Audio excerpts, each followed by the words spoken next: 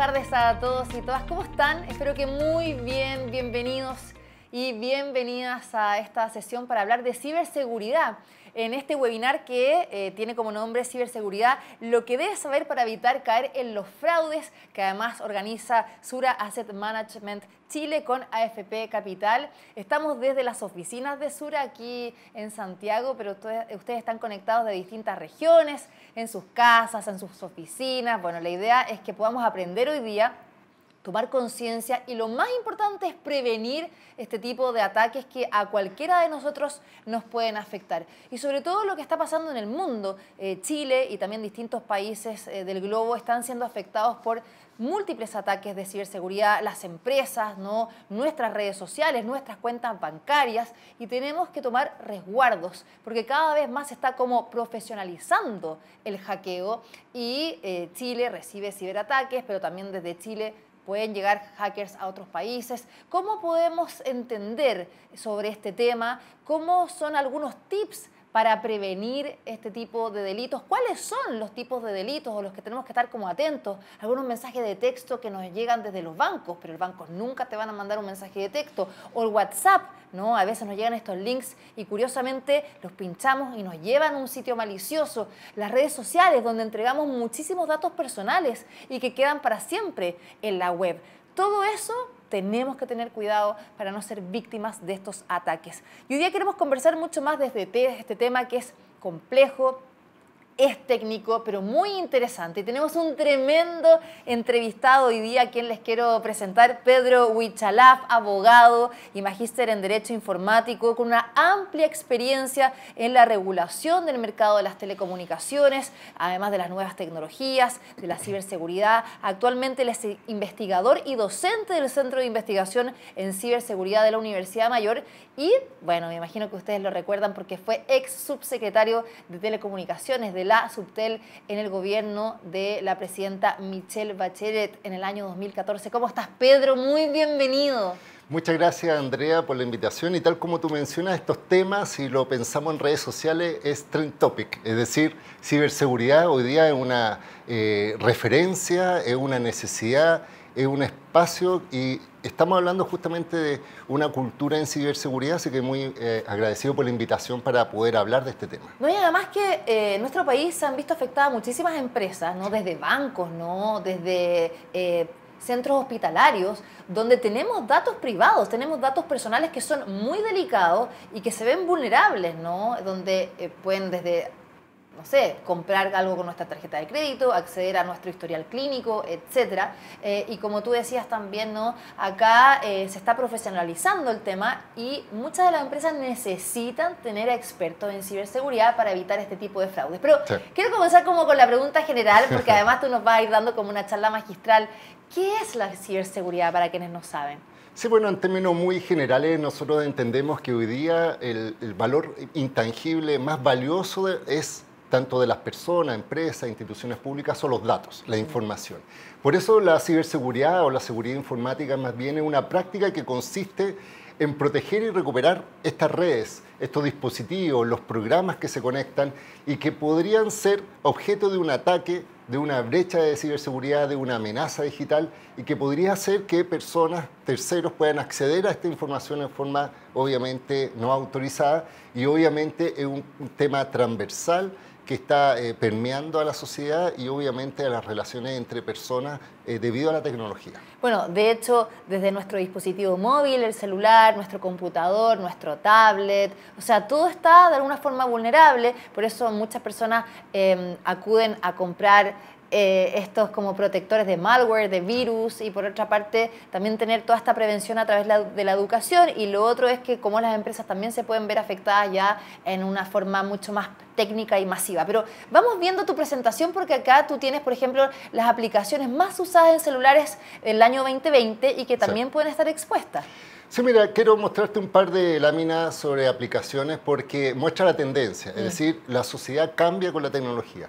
Si uno ve, por ejemplo, el año 2020, estamos hablando hace 2 años atrás, el top 10 de aplicaciones que teníamos los chilenos en nuestro celular estaba encabezada principalmente por redes sociales, Facebook, Google, YouTube, Gmail, WhatsApp, Instagram y Messenger, es decir, la forma de comunicarnos. Y esto coincidió con la pandemia. Entonces, la pandemia fue un gran canalizador y si uno ve la otra presentación, la lámina, vemos que el año 2022 ya cambiaron los hábitos de consumo. De hecho, debido a estas limitaciones de desplazamiento, a la necesidad de estar conectado y de seguir, obviamente, activo con teletrabajo, educación a distancia, si tú te fijas, por ejemplo, las aplicaciones de transporte aumentaron en un 80% en su uso, el streaming, 192% en redes sociales, 245% en las aplicaciones de delivery. Sí. Y aparecen aplicaciones de entretenimiento, por ejemplo, estamos TikTok, Disney, Rapid,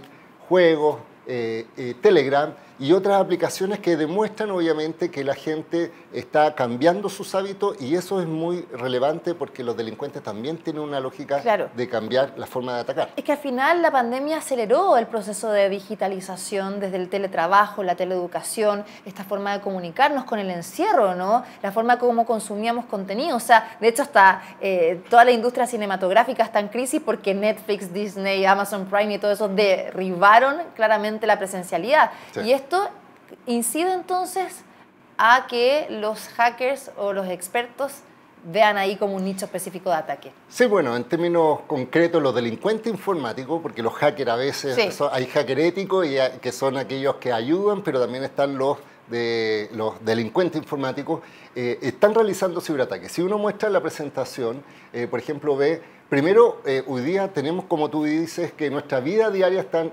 más expuestas porque cada vez estamos más conectados y por tanto nuestra vida física, digámoslo así, está pasando a ser digital y hoy día la actividad maliciosa, sobre todo, trata de evadir todo lo que es la ciberseguridad o la seguridad de los dispositivos, de los computadores, del celular, también se ejecutan muchas veces sin que las personas se den cuenta y estos ataques se hacen de forma remota, es decir, no es necesario que estés físicamente presente para que esto ocurra. Y si uno ve la siguiente presentación, podemos ver un video que muestra en tiempo real qué es lo que está sucediendo en el mundo a través de los ataques. Esto muestra, por ejemplo... ¿Qué es eso? Mira, esas líneas celeste y como rosada muestran como de qué país a qué país están realizando estos ciberataques. Sí, esta es una página que muestra en este momento, por ejemplo, ahí muestra que Chile hoy día es el país con el índice número 57 de recepciones de ataques, pero si uno ve, se concentra en Europa, Norteamérica, Asia-Pacífico y obviamente países como Brasil, que son mucho más grandes, pero esto muestra que esto es una realidad, está ocurriendo sin que nos demos cuenta. Pedro, es interesante este mapa, ¿verdad? Lo encuentro así impactante porque son muchos ciberataques al mismo tiempo en todas partes. ¿Cuáles son los países que más reciben amenazas? Me imagino que pueden ser China o Estados Unidos, ¿no?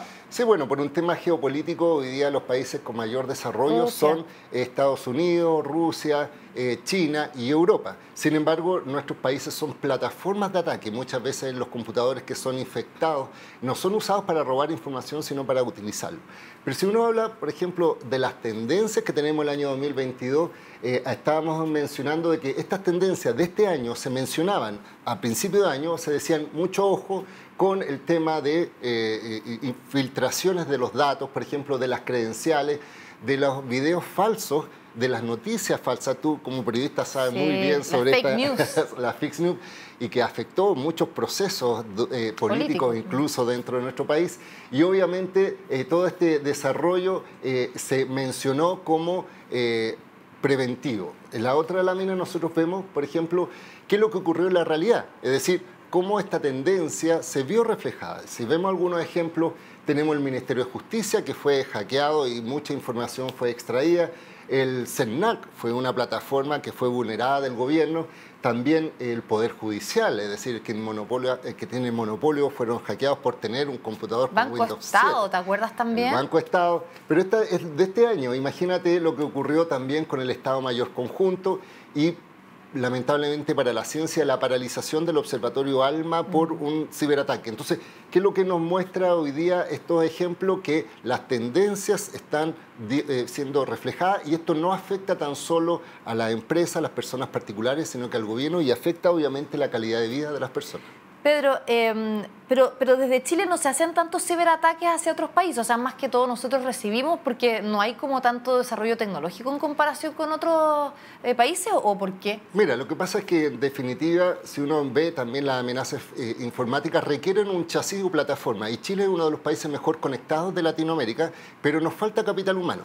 Capital humano tanto para realizar ataques como para hacer medidas de defensa. Por eso somos expuestos, por eso es necesario la formación y lo que estamos en este momento, educando sobre ciberseguridad. Y si uno ve cuáles son las amenazas informáticas principales, tenemos varios conceptos. Tenemos los gusanos que se distribuyen a través de las redes, los virus informáticos que son los más conocidos por las personas, los troyanos, es decir, aquellos que vienen encapsulados con algo falso y se insertan, también los spyware, es decir, que nos espían, el phishing, que es una de las prácticas más comunes porque inventan, viene del inglés de pescar, es decir, tratan de engañar, los adware, es decir, con publicidad, y los ransomware, que es una técnica de secuestro de información, captura la información, le ponen una contraseña y exigen un rescate. Estas son las amenazas, y en la otra lámina vemos que no tan solo es tema virtual, sino que físicamente también puede ser hackeado. Por ejemplo, cuando hay uso de pendrive o USBs que tú insertas y tienen malware, o por ejemplo cuando te conectas a internet gratuito, muchas veces hay delincuentes que inventan redes abiertas para ver lo que tú realizas. También puntos de carga, por ejemplo, de celular u otros dispositivos, insertan código malicioso, y finalmente muchas personas descargan aplicaciones gratuitas pensando que obviamente es gratis, pero el precio es esta infección. Pedro, mucha información interesante, pero quiero que ahondemos en algunos puntos. ¿Qué es lo que buscan, no? Todos estos phishing, ¿no? El spyware, el gusano, o sea, ¿todos tienen el mismo objetivo, que es sacar tu información y usarla para robarte plata o buscar o suplir tu identidad? ¿Qué es lo que buscan cada uno de estos formatos de ataques? Sí, mira, es importante la pregunta, porque en general los delincuentes informáticos, sus motivaciones son diversas. En algunos casos son, por ejemplo, para suplantar la identidad, otros para extorsionar, porque sacan información y te extorsionan. Otras veces son para robos, fraudes, pero también para mostrar con ego su capacidad de intrusión. O, por ejemplo, lo que pasó en el Estado Mayor Conjunto, que fue simplemente informar a la ciudadanía las actividades que tienen esto. Y además, si uno ve, hoy día lamentablemente las tendencias incluso son, yo siempre digo, los delincuentes informáticos son mucho más hábiles porque con la tecnología lo utilizan. Por ejemplo, las nuevas tendencias o técnicas de engaño son, por ejemplo, este cambio de chip, es decir, cuando alguien va a la compañía, solicita un chip tuyo a tu nombre, suplantan tu identidad y con el chip nuevo deshabilitan el tuyo y hacen el acceso a las redes sociales, correo, etcétera. También las campañas por WhatsApp, lo hemos visto. Las aplicaciones fraudulentas, muchas veces gente descarga de Apple Store o de las aplicaciones como Play Store aplicaciones, pero dentro están infectadas. También están estos videos falsos o estos perfiles falsos, como yo te decía, que en algunos casos son para ironía, otros son para engaño derechamente o para extorsionar. Pero a veces es súper difícil darse cuenta de cuál es real y cuál es falso. O sea, por ejemplo, yo cuando me meto en una página web y voy a ver que realmente me pueden estar derivando otra, siempre me fijo como en la dirección arriba. Y si hay de hecho aplicaciones que te ponen como el país de origen de esa página web y te verifican si es real, ¿no? Sí. O sea, a veces son tan expertos estos tipos que uno no puede diferenciarlo. Sí, bueno, después vamos a ahondar en los tips, pero ahí, ¿cómo uno de alguna forma se puede instruir? Mira, aquí podemos mostrar algunos ejemplos. Por ejemplo, está este correo falso del servicio en puente interno, donde te dicen, por ejemplo, que hay una factura pendiente o un pago de un impuesto.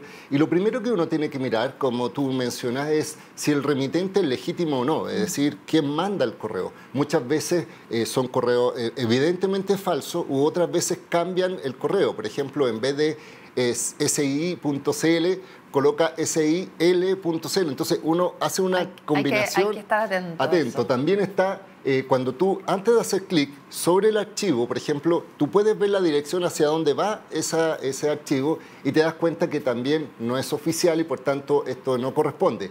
También si uno inserta y se emite en una página web, supuestamente por ejemplo de un banco, una institución, tienen que tener estos accesos seguros con el candadito verde y otros no lo tienen. Bueno, los bancos es clásico. O sea, a mí me llegan mensajes de texto todos los días del banco como tiene una deuda pendiente o le vamos a bloquear la tarjeta y uno ya como que está instruido y dice, no, esta cuestión el banco jamás me va a mandar esto. Sí. Entonces, como no caer en la trampa. Mira, en general, respecto a las instituciones financieras, seguros, bancos, como lo que estamos acostumbrados a estar en el sistema, generalmente son para dar aviso, por ejemplo, de que tus claves o contraseñas están suspendidas porque hubo un intento de engaño o de acceso. Un correo te llega también. Sí.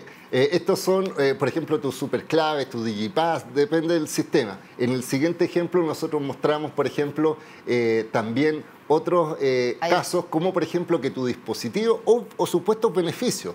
Mucha gente dice, mira, tengo puntos acumulados, venga a cobrarlos, y obviamente uno les interesa. Y en lo siguiente mostramos ya, por ejemplo, en WhatsApp, porque antes eran correos. Esto es súper importante. El WhatsApp es lo más viralizado en fake news y en este tipo de mensajes maliciosos. Es una muy buena forma de atrapar. El problema es que la gente finalmente los comparte y se generan como estas cadenas y ahí caen.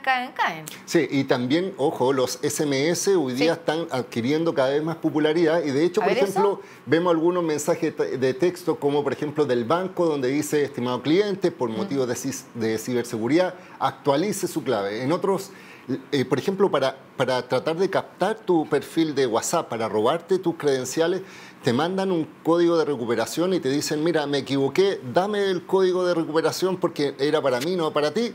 Y uno ingenuamente lo entrega y le suplantan la identidad. O, por ejemplo, promociones de aplicaciones, de concursos. Mira, o sea, Mercado Libre, Netflix, Spotify, o sea, ya súper populares. O sea, ¿a quién no le gustaría los servicios de pago gratuitos? Y obviamente los comparte a sus seres queridos porque dice, compartamos la promoción y en el fondo lo que buscan es obtener información, tratar de obtener tus credenciales o finalmente engañar.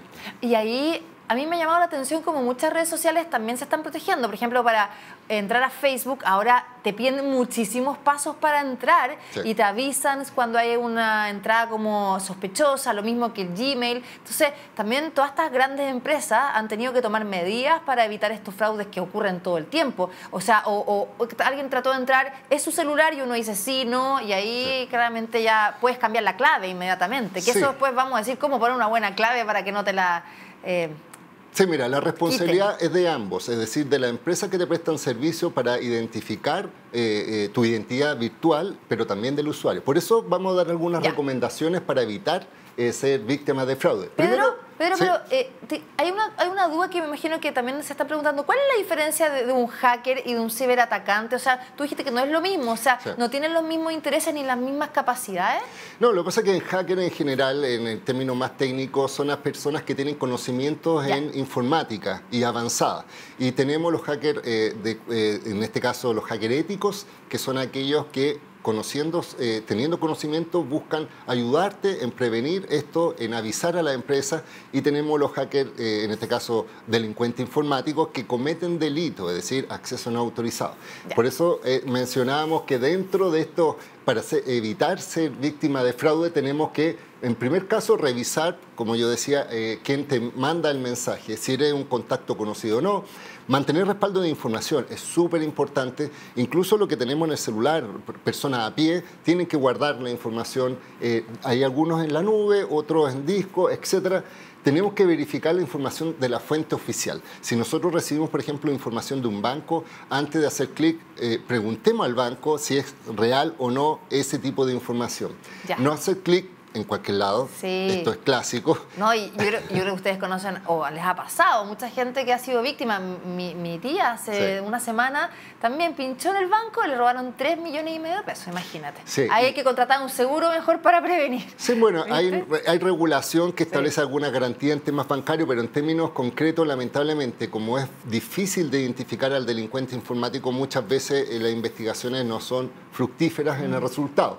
Por eso, tal como tú mencionabas, además hay que utilizar estos sistemas de doble factor de autenticación, que son aquellos doble paso, es decir, no tan solo nombre de usuario y contraseña, huellas biométricas, te mandan la clave a los sistemas de SMOS y obviamente también tenemos que entender que tu clave, a propósito de esto, tiene que ser segura. Ya, este es un tema que por favor pongan atención porque la clave más conocida o más popular es la 1, 2, 3, 4, 5, 6. O sea, sí. No pueden poner eso. Ahora, en general, todos te están pidiendo, cuando vas a hacer una clave, poner alfanumérica, pero también con signos, arroba, sí. No, el asterisco. Ya, ¿cuáles son las recomendaciones de uso de claves? O sea, primero entendamos que, según un estudio que se realizó por varios investigadores revisando la última brecha de ciberseguridad, las claves en Chile más utilizadas, imagínate, de Chile, está 1, 2, 3, 4, 5, 6, como tú mencionas, pero por ejemplo está Colo-Colo, que además ser el equipo popular, también es una de las contraseñas. Catalina, Valentina y otros nombres. ¿Y sabes por qué esos nombres son muy usados? Porque coinciden con el nacimiento de nuestros hijos, entonces los padres amorosos colocan contraseñas. O la fecha de nuestro nacimiento también se usa mucho, ¿no? Entonces, esto es muy peligroso, por eso, primero, no hay que guardar las contraseñas en cualquier dispositivo. Eso te iba a preguntar, porque el mismo celular o el mismo computador inmediatamente te preguntan, ¿quieres guardar la contraseña? Sí. Y si te roban el celular, que es muy normal ahora, o el computador, sí. entregaste toda la información. Yo no usaría el guardar en los navegadores, porque efectivamente, tal como tú dices, quien accede al dispositivo puede revisar la información. Hay que cambiar las claves periódicamente. Mira, antes se decían cada un año, ahora cada 6 meses. Tienen que, como tú decías, ser alfanumérico y además con mayúscula, minúscula y signos. Y lo otro es que muchas veces usamos, y lo digo porque lo hago, la misma clave para todo. Sí.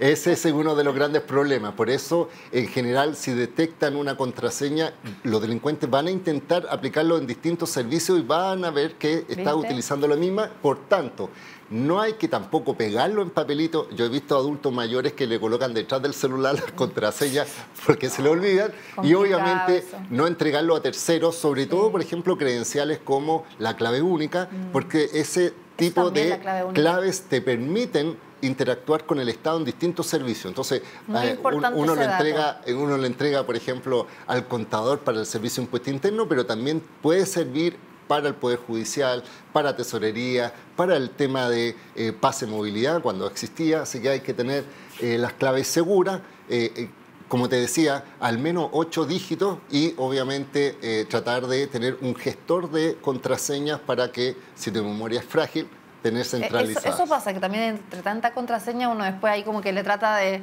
como achuntar y no puede. Ahora hablemos de la suplantación de identidad, que sobre todo en las redes sociales se usa muchísimo, ¿no? Te hacen perfiles duplicados, se hacen pasar por ti, muchas veces para pedir plata, gente que lo hace en Facebook, ¿no? Y que hace una cuenta nueva y dice, ay, sabes que tengo este problema y te pido plata y tus amigos caen. Sí, pero en general se da porque uno no se da cuenta que cada vez que interactúa por Internet se genera una huella digital, es decir, la información que tú entregas puede ser utilizada por terceros. Por eso nosotros recomendamos no publicar, por ejemplo, nuestros nombres completos, nuestras fechas de nacimiento, nuestra ciudad de residencia, estado civil, o nombres de mascota, porque muchas veces también se asocian. El root, que es tan solicitado. Yo siempre he tenido esa prevención. Los números de teléfono o correos o situaciones de familiares, porque en definitiva los delincuentes suman muchos factores y pueden prevenir, o sea, pueden intentar acceder a tus claves, suplantarte o en este caso causar un perjuicio directo. Mira, esto es importante también porque las recomendaciones del uso seguro de Internet, sobre todo porque hoy día es el Black Friday, y muchas personas están comprando como locas, se meten en las distintas páginas web, no acceden, el e-commerce cada vez va creciendo y llegan, compran, se meten muchas veces, como decíamos antes, a un Wi-Fi público, pero ahí hay que tener ojo porque claramente te va a ir derivando a distintas páginas web de las marcas y uno idealmente debería hacerse un registro de usuario, crear una clave, ¿no? Y entrar como por un sitio seguro. Pero cuéntanos tú más que eso, más allá del Black Friday que es hoy, hay muchas otras instancias. Sí, bueno, como tú mencionas, en primer lugar hay que cuidar nuestra privacidad y de nuestros seres queridos. Es decir, no entregar nunca datos personales por correos, por sitio web o aplicaciones desconocidas. También, como decíamos, no utilizar Wi-Fi abiertas, que generalmente son gratuitas, pero que pueden rastrear nuestra información. Crear estas contraseñas seguras. Si tienen dudas del origen, en este caso de un correo, de un mensaje, preguntar antes de hacer clic. También hay que procurar que nuestros hijos, los menores de edad, no tengan acceso ilimitado, sino que tiene que haber supervisión. El control parental de los Internet, padres, sobre tutores, todo ahora curadores. con los pedófilos y los ciberataques a los niños y sobre niñas. sobre todo porque los niños hoy día que son nativos digitales están muy acostumbrados a utilizarla y no hay un cuestionamiento respecto a esa información. Y finalmente, como yo te decía, estos controles corresponden físico y a través de software de las personas, tutores, curadores de nuestros menores y adultos mayores. Pedro, nos han llegado muchas preguntas de ustedes que las han ido mandando al chat, así que te las voy a aprovechar de hacer porque ha pasado tan rápido esta conversación y nos queda poquito tiempo. Mira, Marvet dice, ¿Chile tiene a nivel de gobierno leyes que regulan la ciberseguridad y condenan estos ciberataques? ¿Cómo estamos a nivel nacional comparado con otros países? Mira, simplemente el año 2017-2018 Chile ratificó un convenio de Budapest, que es un convenio internacional para que las policías puedan investigar delitos, y se comprometió a actualizar cierta normativa y de ciberseguridad. Y lo primero que se hizo, y ya salió ley, fue una modificación de la ley de delitos informáticos que incorporó nuevas investigaciones, facultades de las policías, pero eso ataca, digámoslo así, o persigue a los delincuentes. Hoy día se está discutiendo también una regulación sobre infraestructura crítica y marco de ciberseguridad que va a establecer responsabilidades a las plataformas, a las empresas y a los usuarios, así que hay que tener mucho ojo con eso. Pero hay penas, por ejemplo, para un ciberatacante, y aparte, como tú decías, es difícil detectarlo porque se escabullen en el cibermundo. Sí, mira, hay unas penalidades, en general no son tan altas porque no son considerados delitos, pero pueden afectar obviamente la calidad de vida de una persona o de un grupo amplio, y también obviamente el acceso no autorizado son obviamente atacados. Y hay que tener mucho ojo porque incluso con este acceso no autorizado, si tú accedes a dispositivos de tus hijos, incluso sin autorización, también podrías caer en esta figura. De todas maneras, mira, Matías nos hace una pregunta y me siento súper identificada porque dice, ¿qué ocurre también con las aplicaciones de venta por Internet? Por ejemplo, Amazon o Redbubble, Alibaba Chain. De hecho, a mí me ha pasado 2 veces que he comprado zapatillas a través de Instagram en tiendas como así internacionales y de verdad compras, pagas, te llega una notificación de que te va a llegar y después te das cuenta que no existe esa tienda y ya he perdido como 100.000 pesos comprando. Sí, mira, efectivamente, y a propósito de eventos como el Black Friday o Cyber Day o todo esto, hay empresas que están institucionalizadas, que tú conoces el domicilio, tienen datos de contacto, hay que fijarse, pero hay otros sitios que, por ejemplo, solo aparecen en Facebook o en Instagram, que no tienen dirección física, que solo tienen un dato de contacto, un correo o un WhatsApp, que es fácil de cerrar y, por tanto, terminar la comunicación. Entonces, efectivamente hay que tener cuidado porque los delincuentes buscan cualquier público objetivo. Y Chile, como yo te decía, es un país desarrollado desde el punto de vista tecnológico. Hay mucha gente que ya está utilizando, que se ha atrevido a realizar compras en línea, pero se olvidan que tal como tú cuando vas a comprar a una tienda física, visualizas si es que tienen, si está constituida, si tiene un nombre conocido, pero también vemos empresas que falsean datos. Yo eso que conozco el tema, igual uno termina cayendo, es impresionante. Mira, acá María Alejandra nos dice, hablando de las contraseñas, que recién lo comentábamos, ¿no? ¿Qué recomiendas, Pedro, para gestionarlas, guardarlas, para no repetir la misma en todas partes? Sí, mira, hay programas gratuitos y también de pago que almacenan las contraseñas. Es decir, tú solo tienes una contraseña maestra principal y cada vez que te registran en un sitio, este sistema guarda las contraseñas o te genera una contraseña que ni siquiera tú la conoces.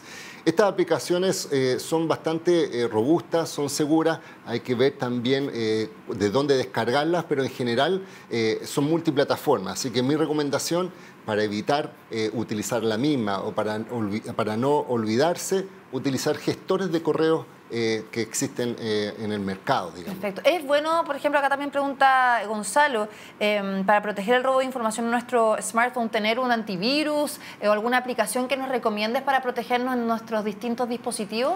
Sí, mira, en general piensa que hoy día el sistema operativo más masivo es Windows y por tanto es objeto de ataque. Pero también hay malware o ataques que se han realizado especialmente a dispositivos Android, que hoy día es un mercado bastante amplio.